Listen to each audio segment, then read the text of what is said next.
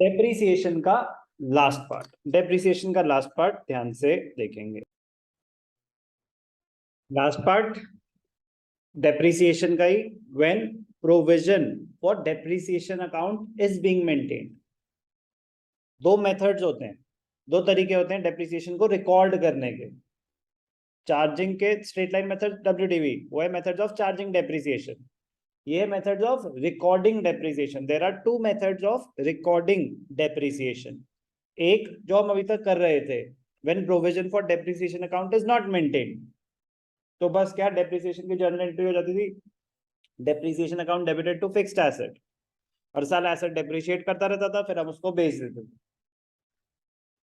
Second method very very important, जैसे कि मैंने पहले ही बताया था कि डेप्रिसिएशन अकाउंटिंग 12th में भी यूज होगी, तो ढंग से स्ट्रॉन्ग रहनी चाहिए और स्पीड भी होनी चाहिए। Second method is second method for recording depreciation, when provision for depreciation account is being maintained। ध्यान से देखना, बड़ी सिंपल सी चीज है, सारी कैलकुलेशंस एग्जैक्टली सेम, सारी कैलकुलेशंस डेप्रिसिएशन कैलकुलेट करने का तरीका exactly same. Straight line method है तो स्ट्रेट लाइन मेथड, WDV है तो WDV।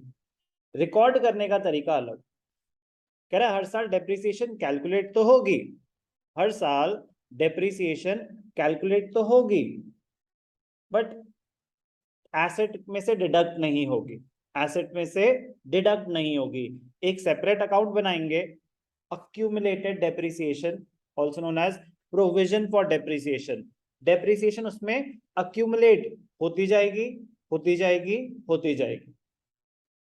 डेप्रिसिएशन हर साल चार्ज तो होगी, कैलकुलेट तो होगी, एसेट में से डिडक्ट नहीं होगी। कहाँ अक्यूमुलेट होती जाएगी? एक सेपरेट अकाउंट में, अकाउंट का नाम अक्यूमुलेटेड डेप्रिसिएशन और प्रोविजन फॉर डेप्रिसिएशन। जब एसेट बेचेंगे, जब एसेट बेचेंगे तब एसेट में से वो डिडक्ट करी जाएगी। जब एसेट बेचेंगे तब एसेट में से वो डिडक्ट करी जाएगी, तब तक नहीं करी जाएगी। तो ध्यान से देखेंगे, when provision for depreciation account is being maintained under this method, depreciation is not credited to the asset account, not credited to the asset account, but is credited to a separate account called provision for depreciation account।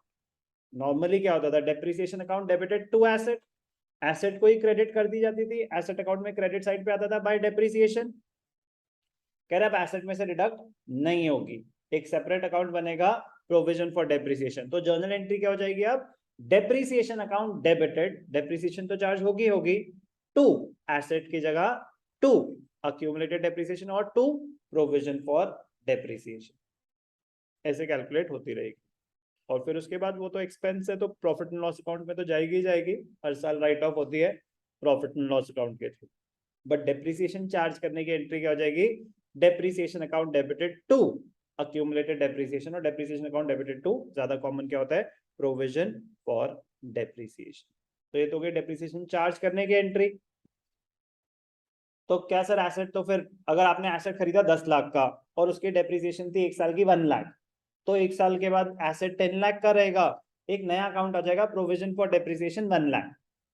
2 साल के बाद भी asset 10 lakh का ही रहेगा और provision और depreciation accumulate होके कितना हो चुका होगा, 2 लाख। 3 साल के बाद एसेट की वैल्यू अभी भी 10 लाख रहेगी, प्रोविजन फॉर डेप्रिसिएशन अक्यूमुलेट होके कितना हो चुका होगा, 3 लाख। अक्यूमुलेट होती रहेगी डेप्रिसिएशन। सर फिर एसेट की वैल्यू तो गलत दिखा रहे हैं हम, 3 साल के बाद क्या एसेट 10 लाख का है, एसेट तो डेप्रिशिएट हो गया होगा। कह रहे नहीं कोई दिक्कत नहीं है, दिख तो रहा है कि 10 लाख का एसेट है, उस पे आज तक 3 लाख की डेप्रिसिएशन है, तो आपने आज की डेट की वैल्यू निकालनी है, उसको बोलते हैं book value. Book value 10 - 3 7, 1 second में कैलकुलेट हो जाएगी। बेटर प्रेजेंटेशन है, क्यों, क्योंकि आपको at any point of time दिख रहा है कि आपने एसेट कितने का खरीदा था, उस पे आज तक कितनी डेप्रिसिएशन है और आज की वैल्यू क्या है। नॉर्मल सिनेरियो में क्या होता था कि 4 साल के बाद अगर एसेट की वैल्यू आ रही है 4,50,000, तो क्या उस 4,50,000 से ये पता चल सकता है कि हमने एसेट खरीदा कितने का था, नहीं पता चल सकता। आपको तो फिर रिवर्स कैलकुलेशन करनी पड़ेगी, आप पिछले साल के रिकॉर्ड्स देखने पड़ेंगे। लेकिन इसमें क्या होता है, आपको दिख रहा होता है ग्रॉस वैल्यू, एक होती है ग्रॉस वैल्यू, ग्रॉस वैल्यू किसे कहते हैं? Cost of the asset before charging depreciation, before charging depreciation उसे बोलते हैं gross value, also known as gross block. Gross value और ग्रॉस ब्लॉक एक ही बात है। एक होती है net value, also known as net block. Net value होती है gross value less accumulated depreciation, gross value less accumulated depreciation। कोई भी doubt?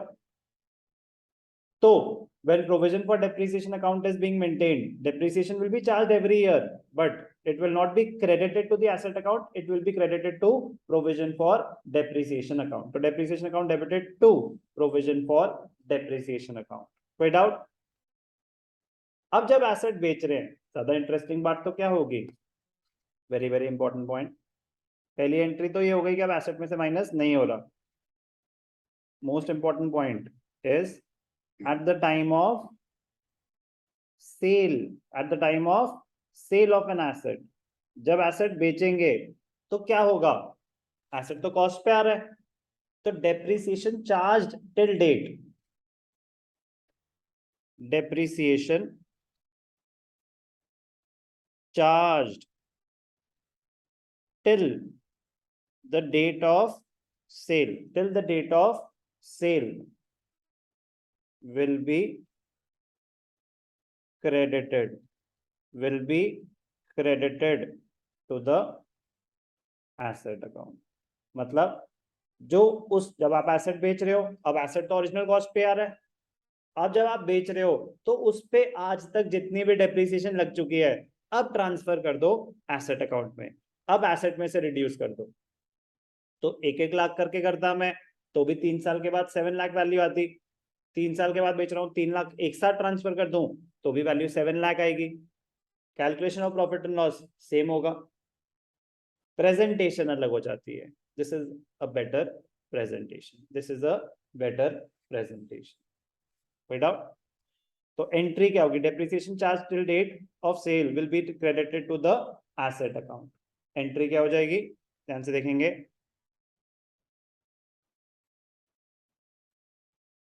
provision for depreciation account, provision for depreciation account debited to asset account, provision for depreciation account debited to asset account। asset account credit क्यों हुआ? आपके asset की value गिर रही है। Provision for depreciation का नेचर क्या होता है? Provision for depreciation is a liability. आपकी लायबिलिटी बढ़ी जब डेप्रिसिएशन अक्यूमुलेट होती जा रही थी। अब जब आप एसेट में ट्रांसफर कर रहे हैं तो क्या हो रहा है? उतने से आपका प्रोविजन खत्म हो रहा है, तो लायबिलिटी रिड्यूस हो रही है, इसीलिए डेबिट आइटम। सर हमारी लायबिलिटी कैसे है? बिकॉज जो आप प्रोविजन क्रिएट कर रहे हो कहीं और यूज नहीं कर सकते, सिर्फ एसेट रिप्लेसमेंट में ही यूज हो सकता है। तो दो नई एंट्रीज आई, डेप्रिसिएशन चार्ज करने की entry, depreciation to provision for depreciation. उसके बाद जब आप एसेट बेच रहे हो तो वो ट्रांसफर हो जाएगा एसेट अकाउंट में। इससे क्या हो जाएगा? एसेट की बुक वैल्यू आ जाएगी। आपका एसेट का ओरिजिनल कॉस्ट कुछ भी, उस पे आज तक के डेप्रिसिएशन। बुक वैल्यू का फॉर्मूला क्या सुना था हमने अनुष्का? बुक वैल्यू का फॉर्मूला क्या होता है? सर मैंने लास्ट क्लास अटेंड नहीं। बोलो ना बेटा, बुक वैल्यू, बुक वैल्यू तो हम बचपन से सुन रहे हैं। बुक वैल्यू का फॉर्मूला क्या है? Very good, correct answer. Original cost of the asset, also known as historical cost, total cost of the asset minus original cost of the cost, original cost of the asset। ध्यान से देखो, minus accumulated depreciation till date। till date मतलब जिस date पे आप book value निकाल रहे हो उस तक की डेप्रिसिएशन। तो इस एंट्री से क्या होता है? एसेट क्रेडिट हो गया तो आप बुक वैल्यू निकाल सकते हो। बुक वैल्यू क्यों चाहिए सर हमें? बेटा प्रॉफिट और लॉस कैलकुलेट करने के लिए दो वैल्यूज कंपेयर होंगी, एक सेल वैल्यू और बुक वैल्यू। कैलकुलेशन सारी एग्जैक्टली सेम है, बट डिफरेंट मेथड है फॉर रिकॉर्डिंग डेप्रिसिएशन। डेप्रिसिएशन हर साल कैलकुलेट तो हो रही है, बट एसेट में से डिडक्ट नहीं हो रही, अक्यूमुलेट होती जा रही है। तो जब हम इस मेथड को फॉलो करेंगे तो दो सेपरेट अकाउंट्स बनेंगे, दो सेपरेट अकाउंट्स बनेंगे, एक एसेट अकाउंट, एक एसेट अकाउंट और एक provision for depreciation account.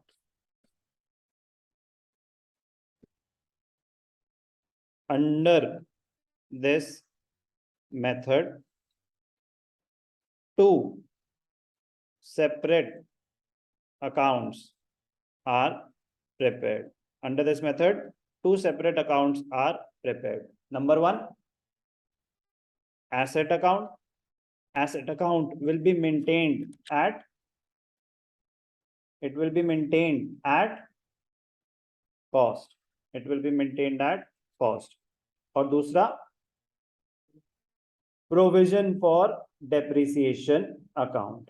Provision for depreciation account. Asset account maintained at cost, provision for depreciation account. Provision for depreciation का nature क्या होता है? It is a liability. Asset का nature क्या होता है? It is an asset. Okay. When provision for depreciation account is maintained, entry is clear.